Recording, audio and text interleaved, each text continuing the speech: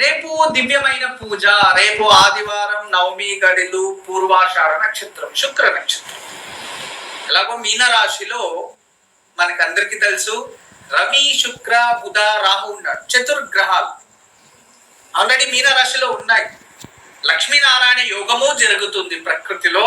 అదే విధానంగా బుధాదిత్య యోగం, శుక్రాదిత్య యోగం రెండూ ఉన్నాయి. రేపు ఆదివారం వీటికి అత్యంత చైతన్య శక్తిని ఇచ్చే రోజు. 3 యోగాలు ఏకకాలంలో మనకి ప్రాప్తిస్తాయి.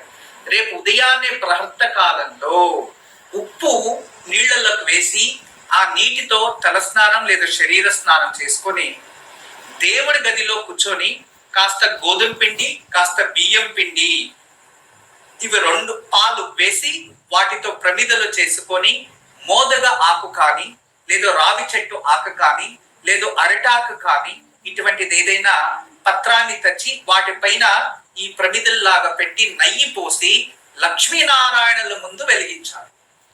అలా వెలిగించి లక్ష్మీనారాయణ హృదయ స్తోత్రం చదవడం కానీ, లక్ష్మీనారాయణ హృదయ స్తోత్రం చదువుకోవాలి.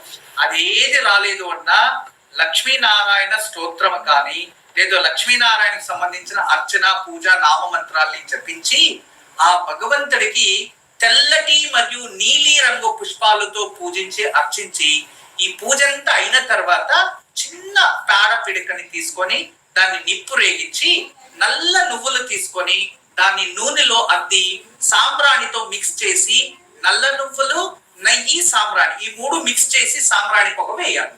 ఇలా రేపు ఇంట్లో ఆచరిస్తే లక్ష్మీనారాయణ యోగంతో పాటు మన ఇంట్లో ఉన్న సమస్త పితృదోషములుంటే అవి దాని ప్రభావం తగ్గుతాయి, ఆరోగ్యం ప్రాప్తిస్తుంది. అంతేకాదు పితృల ఆశీర్వాదంతో కుటుంబం అభివృద్ధి చెందుతుంది.